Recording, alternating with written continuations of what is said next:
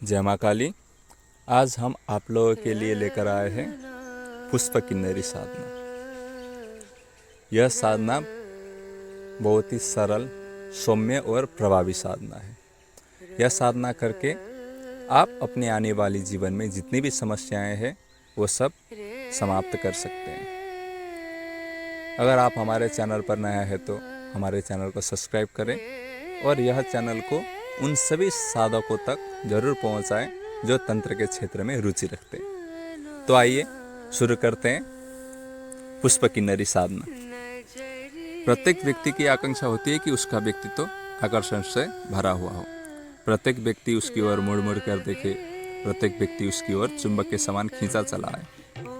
वह चाहता है कि उसका प्रभाव ऐसा हो जो प्रत्येक व्यक्ति को अपने आकर्षण के बंधन में बांध ले और कोई उससे मुक्त न हो सके। यदि किसी भी व्यक्ति में ऐसा आकर्षण हो तो ऐसा हो ही नहीं सकता कि वह किसी भी क्षेत्र में असफल हो जाए। ऐसे व्यक्ति को हर क्षेत्र में सफलता प्राप्त होती है। ऐसे व्यक्तित्व वाला व्यक्ति जो भी करेगा लोग उसका अनुसरण करेंगे, उसकी प्रत्येक बात पर एक विशेष प्रकार से ध्यान देंगे, उसकी प्रत्येक बात मानने को उत्सुक रहेंगे।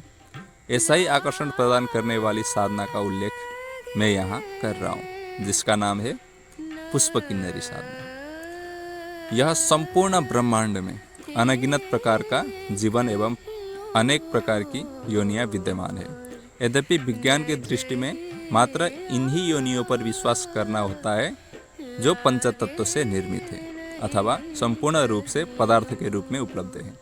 परंतु यह भी एक प्रमाणित तथ्य है कि इस ब्रह्मांड में इतर योनियां भी है। भले ही हम उन पर विश्वास करें या ना करें, लेकिन यह सत्य है कि हम इस सत्य से कदापि भाग नहीं सकते। इन इतर योनियों में यक्षिणी, यक्ष, अप्सराएं, गंधर्व, किन्नर, नागकन्या आदि योनियां भी होती हैं और वे क्षण प्रति क्षण ऐसे किसी व्यक्ति की प्रतीक्षा करती रहती है जो साधना के माध्यम से उनका आह्वान करे और उनके संपर्क में निरंतर बने रहे। यहाँ यह भी स्पष्ट करना आवश्यक है कि इन योनियों में कुछ अच्छे गुणों से युक्त होती है और कुछ बुरे गुणों से भी युक्त होती है। यक्ष एवं यक्षिणी व्यक्ति को घर गृहस्थ का सुख प्रदान करने के साथ साथ प्रचुर धन दौलत, समस्त प्रकार की संपत्ति देने में भी सक्षम है। अप्सराएं भी बहुत ही भव्य, दिव्य और सुंदर होती है, जिनकी साधना माँ, मित्र, बहन आदि के रूप में की जाती है, जो अपने साधक को उसकी धारणा के अनुसार फल प्रदान करती है। यह भी साधक को प्रचुर मात्रा में धन, संपत्ति, ऐश्वर्य एवं अपूर्व सौंदर्य प्रदान करने में पूर्णतः सक्षम होती है। यदि इन्हें प्रेयसी के रूप में साधक प्राप्त करना चाहता है तो ये उसे शारीरिक सुख भी प्रदान करती है, परंतु साधक को इस स्वरूप में उसकी साधना भूल कर भी नहीं करनी चाहिए। इन्हीं इतर योनियों में विद्याधर नामक योनि भी है, जो अपने अपूर्व पांडित्य एवं विद्वता में अद्वितीय मानी जाती है। जो भी साधक इनकी साधना सफलतापूर्वक संपन्न करता है उन्हें ये इतर योनियां पांडित्य एवं अतुलनीय विद्वता प्रदान करती है। इसी प्रकार अन्य प्रकार की अनेकों योनियां हैं जिनके संबंध में यहाँ उल्लेख करना शायद असंभव ही होगा। ऐसे ही इतर योनियों में एक योनि किन्नर के नाम से जानी जाती है, जिसकी कन्याएं एवं महिलाएं किन्नरी कही जाती हैं। इस योनि के संबंध में प्रसिद्ध है कि ये कला एवं नृत्य आदि के द्वारा देवताओं का भरपूर मनोरंजन करती है।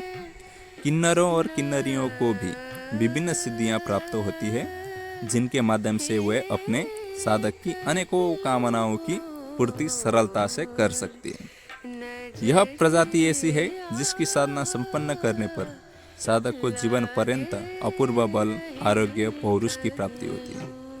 उनके शरीर में एक भव्य तेज आने लगते हैं, सौंदर्य स्वयं उसे देखकर झेंपने लगता है। साधक के समस्त रोग ताप दूर भागने लगते हैं। उनका सौंदर्य दिन प्रतिदिन वृद्धि को प्राप्त होता है। इस साधना की सबसे विशिष्ट बात यह है कि यह अति शीघ्र फलदायी, सिद्धि प्रदान करने वाली एवं सरल है। इसे संपन्न करने वाला साधक अथवा साधिका जीवन पर्यंत जो भी चाहते हैं किन्नरी उन्हें वह सब कुछ प्रदान करती है और उनकी आज्ञा का संपूर्ण रूप से पालन करती है। उन्हें पूर्णतः सहयोग प्रदान करती है।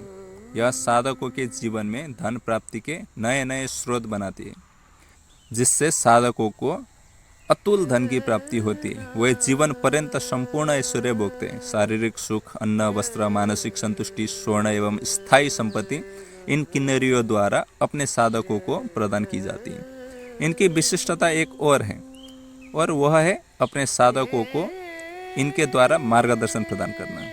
यह समय समय पर अपने साधकों को एक उत्तम सलाहकार के रूप में सलाह प्रदान करती रहती है, और कब उसे क्या करना है यह सब उन्हें समय समय पर स्पष्ट करती रहती है, जिससे साधक का जीवन अत्यधिक सरल हो जाता है और वह समस्त कार्य उनकी सलाह के अनुसार करने लगता है और उत्तम फल को प्राप्ति करता है।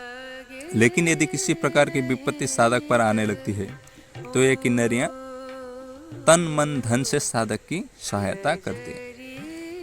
कहने का तात्पर्य यह है कि ये किन्नरियाँ बहुत ही सौम्य और साधक की आज्ञा का पालन करने वाली होती हैं। ये विभिन्न कलाओं में पारंगत होती है। नृत्य में ये श्रेष्ठ मानी जाती है और अपने साधक को अपनी नृत्य कला के माध्यम से अत्यंत ही आनंद प्रदान करती है।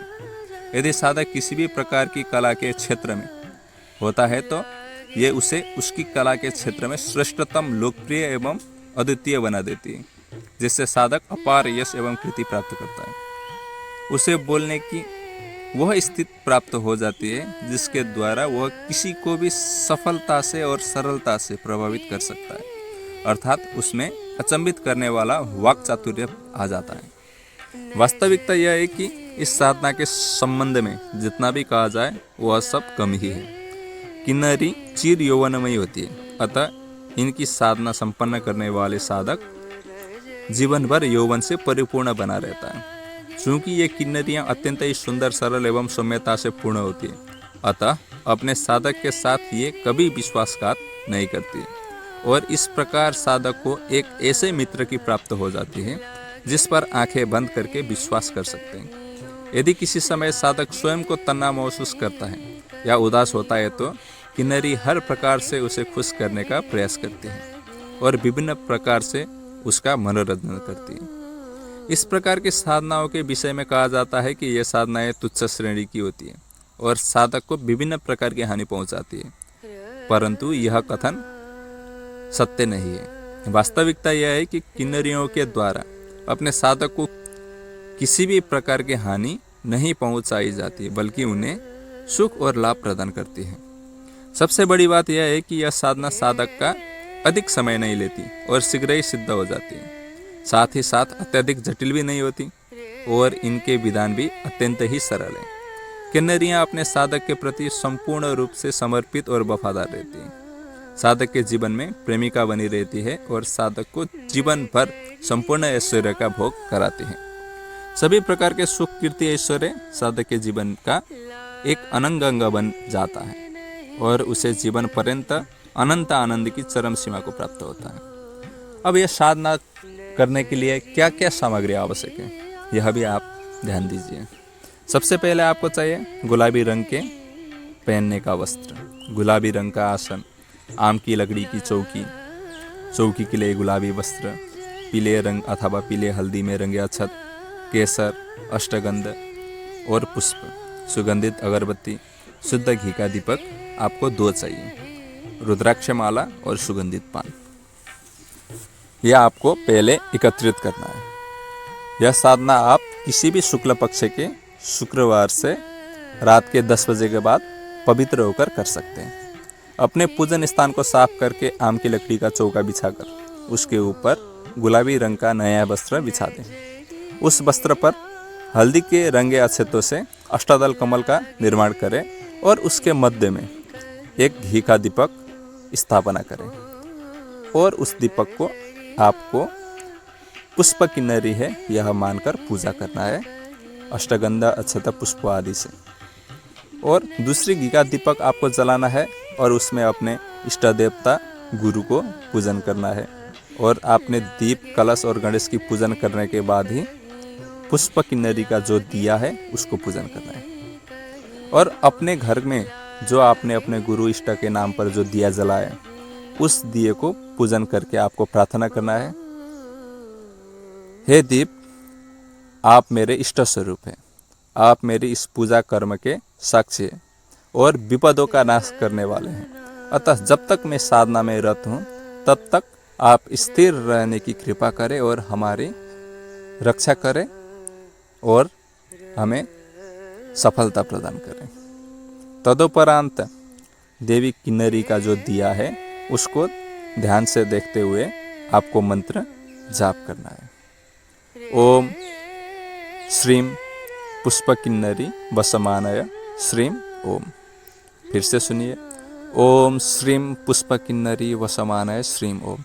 मंत्र आपको डिस्क्रिप्शन में भी मिल जाएगा, तो आप अगर कंफ्यूज हो गए तो वहाँ से देख सकते हैं।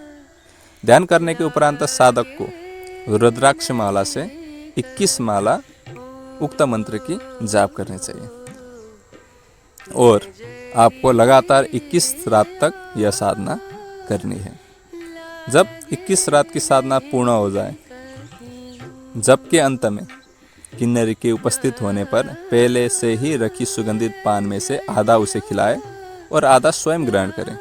इसके साथ ही किन्नरी को 3 वचन अवश्य मांग लीजिए। जब मैं बुलाऊंगा तब आना है, मैं जो बोलूँगा उसको पूर्ण करना है और मैं और मेरे से संबंधित व्यक्ति को कभी भी नुकसान नहीं पहुंचाना है। इतना कहने के बाद वह जीवन भर आपका सहयोग करेगी। इसके उपरांत जब भी उपरोक्त मंत्र का जाप करेंगे, किन्नरी को याद करेंगे, तो वह तुरंत उपस्थित होगी। यह साधना संपन्न होने के बाद जो 2 दिए हैं वो दिए को और रुद्राक्ष माला को छोड़कर बाकी सामग्री को बहती नदी में प्रवाहित कर दें। हम आशा करते हैं कि आपको ये साधना ज़रूर पसंद आई होगी।